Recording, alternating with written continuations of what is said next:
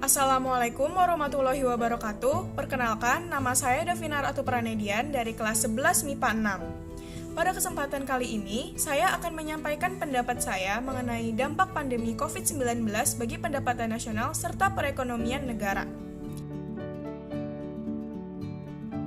Teman-teman, seperti yang kita ketahui, pada saat ini dunia sedang menghadapi masalah yang cukup besar. Berawal dari munculnya suatu wabah penyakit yang disebabkan oleh virus, yaitu virus corona yang akrab disebut COVID-19. Hampir semua aspek kehidupan mengalami perubahan-perubahan yang semakin hari semakin mengkhawatirkan, mendebarkan seluruh isi dunia, termasuk di dalam dunia perekonomian Indonesia itu sendiri. Dapat dilihat melalui artikel-artikel tersebut bahwa perekonomian Indonesia di tengah pandemi ini menurun hingga 5,3%. Dampak untuk masyarakat dari hal ini pun juga mempengaruhi. Di antaranya, masyarakat jadi harus membatasi kegiatan-kegiatan sosialnya, seperti belajar, mengajar, berjualan, bertemu teman-teman, dan lain-lain. Adapun dampaknya bagi kaum mahasiswa, di antara lain, mahasiswa harus mengikuti KBM dari rumah atau daring, yang dimana hal itu mengurangi keefektivitasan dalam kegiatan belajar. Selain itu, dampak bagi para pedagang khususnya UMKM adalah menurunnya jumlah penjualan suatu barang ataupun produk yang dimana hal itu bisa mengurangi keuntungan dan bisa sampai mengalami kebangkrutan untuk penjualan tersebut atau perusahaan tersebut. Pandemi ini juga berdampak untuk pendapatan nasional Indonesia. Seperti bisa dilihat dari artikel tersebut bahwa Indonesia kehilangan pendapatan sebanyak 1.356 triliun rupiah di tahun 2020. Selain itu, dampak pandemi COVID-19 bagi pendapatan nasional dan perekonomian negara Indonesia adalah meningkatnya jumlah pengangguran di Indonesia. Dengan adanya wabah coronavirus ini menyebabkan kegiatan ekonomi menjadi melemah dan terhambat. Perusahaan banyak yang terus melakukan proses produksinya, tetapi tidak dapat dibarengi dengan pemasukan atau pendapatan. Sehingga perusahaan tidak dapat menanggung biaya beban gaji atau upah untuk setiap karyawan. Kenaikan jumlah pengangguran mengakibatkan defisit anggaran negara bertambah.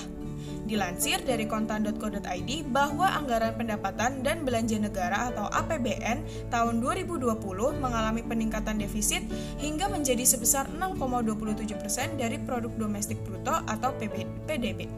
Angka pengangguran yang bertambah menimbulkan pengangguran pendapatan rumah tangga, di mana konsumsi rumah tangga berkurang sehingga dapat mempengaruhi tingkat pertumbuhan ekonomi. Kebijakan pemerintah yang bisa dilakukan untuk menanggulangi masalah ini diantaranya, yang pertama, dengan cara melakukan kerjasama antara marketplace milik Otoritas Jasa Keuangan atau OJK dengan marketplace online.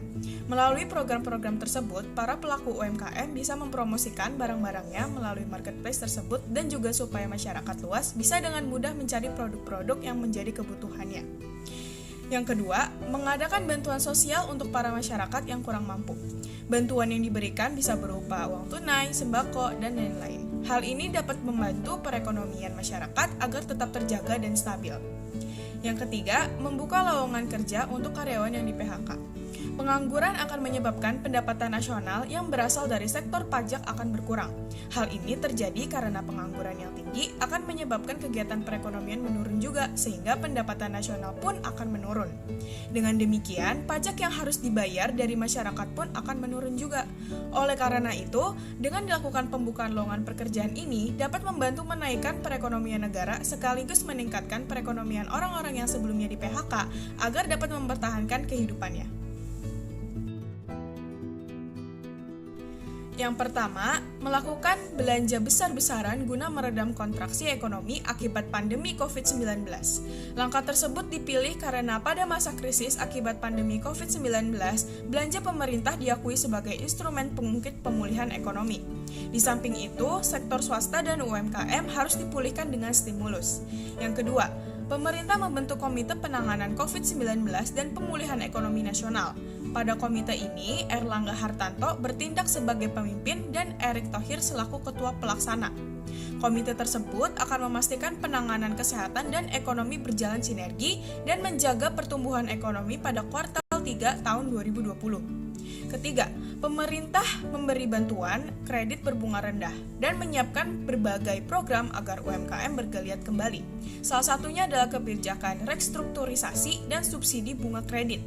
Yang keempat, pemerintah menempatkan dana di perbankan guna memutar roda ekonomi. Adapun penempatan yang telah dilakukan adalah sebesar 30 triliun rupiah di himpunan bank milik negara dan 11,5 triliun rupiah di Bank Pembangunan Daerah. Yang kelima, pemerintah melakukan pinjaman kredit modal kerja untuk korporasi. Sekian dari saya. Apabila ada kata-kata yang kurang berkenan, mohon maaf. Wassalamualaikum warahmatullahi wabarakatuh.